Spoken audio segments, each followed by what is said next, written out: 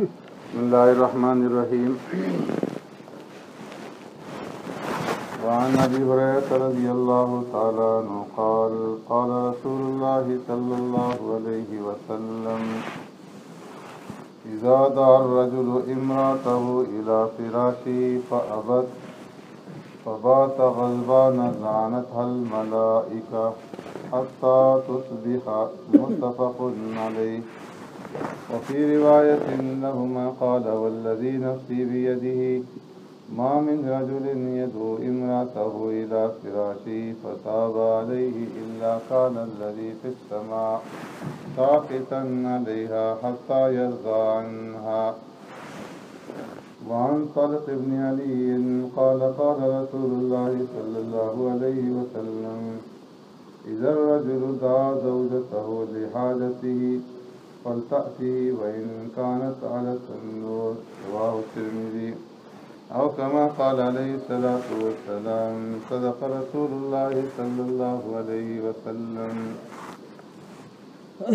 حضرت ابو ہریرہ رضی اللہ تعالی عنہ روایت فرماتے ہیں آقا انعامدار سرور کائنات رحمت دو عالم صلی اللہ علیہ وسلم نے ارشاد فرمایا اذا دعا الرجل امرأته الى فراشہ، جب آدمی مرد اپنی بیوی کو بستر کی طرف بلائے فابت، اور وہ آنے سے انکار کر دے، فبات غضبان، اور وہ غصہ ہو کر رات گزارے، لعنتها الملائکہ حتی تصبح، تو صبح تک فرشتے اس عورت کے اوپر لعنت بھیجتے رہتے ہیں۔ اور مسلم کی روایت میں ہے کہ آپ صلی اللہ علیہ وسلم نے ارشاد فرمایا والذی نفسی بیدی، اس ذات کی قسم جس کے قبضہ قدرت میں میری جان ہے، ما من رجل یدعو امرأتہ الی فراشہ، کوئی مرد اپنی عورت کو اپنے بستر کی طرف بلائے فتاب علیہ، اور وہ آنے سے انکار کر دے، الا کان الذی فی السماء ساخطا علیہا، تو وہ ذات جس کا حکم آسمانوں پہ چلتا ہے اور جس کی بادشاہت آسمانوں پر قائم ہے اور جس کی آسمانوں کے اندر عبادت کی جاتی ہے، ساخطا علیہا، وہ اس عورت سے ناراض رہتا ہے، حتی یرضی عنہا، یہاں تک کہ اس کا خاوند اس سے راضی ہو جائے۔ دوسری روایت میں حضرت طلق بن علی رضی اللہ تعالیٰ عنہ فرماتے ہیں آقا انعامدار سرور کائنات رحمت دو عالم صلی اللہ علیہ وسلم نے ارشاد فرمایا کہ جب مرد اپنی بیوی کو حاجت کے لیے بلائے تو اسے چاہیے کہ وہ حاضر ہو اگرچہ وہ چولہے کے اوپر ہو۔ ان تینوں روایات میں پیارے پیغمبر صلی اللہ علیہ وسلم نے میاں بیوی کے تعلقات کی طرف اشارہ فرمایا ہے کہ جس وقت مرد اپنی بیوی کو مخصوص تعلق کے لیے بلائے تو اس کو حاضر ہونا چاہیے۔ اگر وہ انکار کرے گی اور اس کے انکار کی وجہ سے بغیر شرعی عذر کے اگر وہ انکار کرے، ایک تو ہے کہ شرعی عذر ہو تو اس صورت کے اندر پھر وہ اس وعید کی مستحق نہیں ٹھہرے گی، لیکن شرعی عذر نہیں ہے اور بغیر شرعی عذر کے وہ اس تعلق کو پورا کرنے میں اس کی مدد نہیں کرتی اور انکار کرتی ہے، تو فرمایا کہ صبح تک فرشتے اس کے اوپر لعنت بھیجتے رہتے ہیں اور ایسی عورت اللہ رب العزت کی رحمت سے دور رہتی ہے۔ اور دوسری بات میں فرمایا کہ اللہ تبارک و تعالیٰ اس سے ناراض ہو جاتے ہیں جب تک کہ اس کا خاوند اس سے راضی نہیں ہو جاتا۔ اس لیے کہ جو نکاح کا مقصد ہے وہ یہ ہے کہ مرد عورت کے ذریعے سے اپنی پاکیزہ زندگی گزارے اور عورت مرد کے ذریعے سے پاکیزہ زندگی گزارے۔ تو اگر نکاح کا یہ مقصد حاصل نہ ہو اور مرد یا عورت وہ دونوں جو ہیں غلطی کے اوپر حرام کی طرف جو ہے ان کی نگاہ چلی جائے، حرام کی طرف مڑ جائیں، تو پھر نکاح کا مقصد جو ہے وہ حاصل نہیں ہوتا۔ تو اس لیے فرمایا کہ نکاح کا مقصد ہی طہارت اور پاکیزگی ہے۔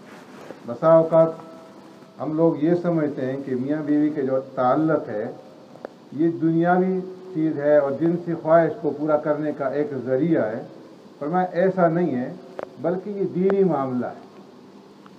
سرکار دو عالم صلی اللہ علیہ وسلم نے فرمایا کہ اگر عورت جو ہے وہ مرد کے اس تقاضے کو پورا کرتی ہے اس نیت سے کہ وہ راضی ہو جائے اور اس کی رضا کے ذریعے سے اللہ کی رضا اسے حاصل ہو جائے، تو فرمایا کہ اس کا یہ عمل فرمایا یہ عبادت کے اندر شمار ہو۔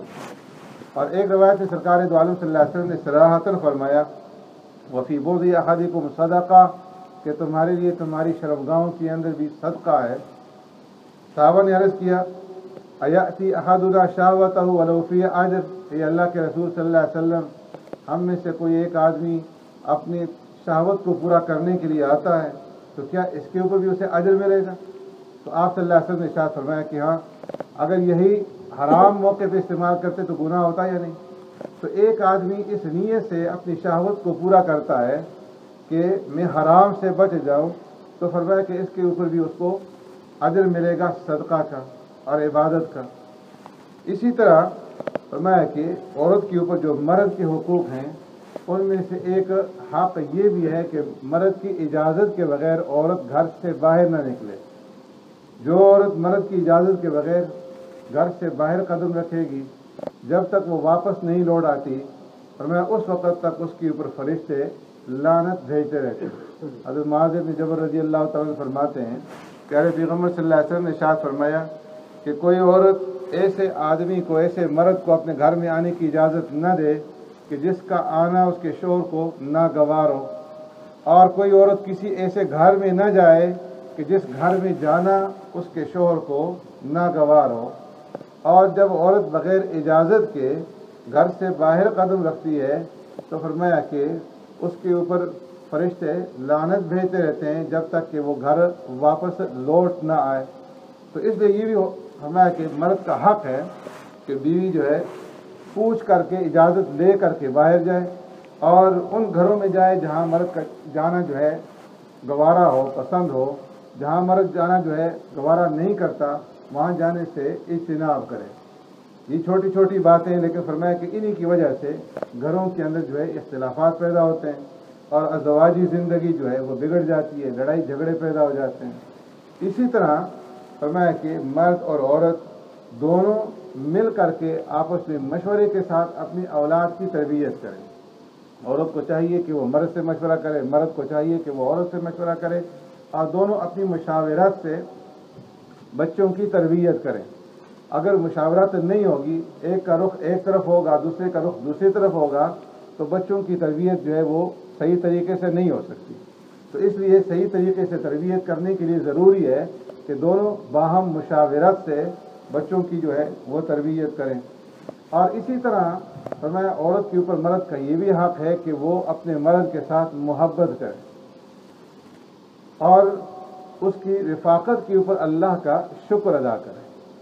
حضرت حفصہ رضی اللہ تعالیٰ عنہ جو ازواج مطہرات میں سے ہیں، امہات المؤمنین میں سے ہیں، پیارے پیغمبر صلی اللہ علیہ وسلم کے ساتھ بڑی ہی محبت تھی۔ ایک مرتبہ پیارے پیغمبر صلی اللہ علیہ وسلم بیمار ہو گئے تو فرمانے لگی کہ کاش یہ بیماری مجھے لگی ہوتی اور سرکار دو عالم صلی اللہ علیہ وسلم کو یہ بیماری نہ لگی ہوتی۔ باقی ازواج مطہرات نے حیرت سے دیکھا تو فرمانے لگی کہ میں یہ ریاکاری کے طور پر، دکھلاوے کے طور پر نہیں کہہ رہی ہوں، بلکہ یہ حقیقت ہے کہ میں یہ دل سے ہی چاہ رہی ہوں کہ یہ بیماری مجھے لاحق ہوتی اور سرکار دو عالم صلی اللہ علیہ وسلم کو یہ بیماری نہ لاحق ہوتی۔ فرمایا کہ عورتیں اپنے مردوں کا شکر ادا کریں، اس لیے کہ وہ انہی کی خاطر محنت کرتے ہیں، مشقت اٹھاتے ہیں اور دن رات ایک کرتے ہیں تاکہ انہیں راحت مل جائے اور بچوں کو راحت مل جائے۔ بچوں کو راحت ملتی ہے، بیویوں کو راحت ملتی ہے تو مردوں کو بھی راحت ملتی ہے، شوہروں کو بھی راحت ملتی ہے۔ پیارے پیغمبر صلی اللہ علیہ وسلم گزر رہے تھے، حضرت اسماء رضی اللہ تعالیٰ عنہ فرماتی ہیں کہ میں اپنے پڑوسن سہیلی کے ساتھ کھڑی تھی، آپ صلی اللہ علیہ وسلم نے سلام کیا اور سلام کرنے کے بعد فرمایا کہ اسماء، جن لوگوں کا تمہارے اوپر حق ہے ان کا حق ادا کرو اور ان کی ناشکری نہ کرو۔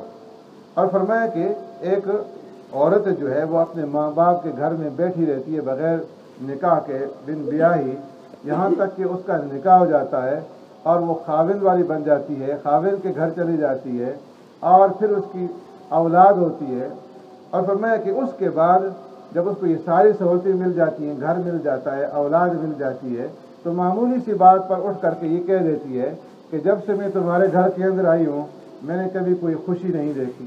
تو فرمایا کہ یہ ناشکری ہے، اور یاد رکھو کہ قیامت کے دن اللہ تبارک و تعالیٰ اس عورت کی طرف نظر اٹھا کر کے نہیں دیکھیں گے کہ جو اپنے خاوند کی ناشکری ہو۔ تو اس لیے فرمایا کہ مرد کو عورتوں کے حقوق ادا کرنے ہیں اور عورتوں کو اپنے مردوں کے حقوق ادا کرنے ہیں، تاکہ جو گھریلو زندگی ہے اس کے اندر خیر اور برکت ہو اور اتفاق کے ساتھ جو ہے زندگی گزر سکے۔ اللہ رب العزت ہمیں عمل کرنے کی توفیق عطا فرمائے۔ اللهم ربنا آتنا في الدنيا حسنة وفي الآخرة حسنة وقنا عذاب النار وقنا عذاب القبر وقنا عذاب الحشر وقنا عذاب الدين وقنا عذاب الميزان.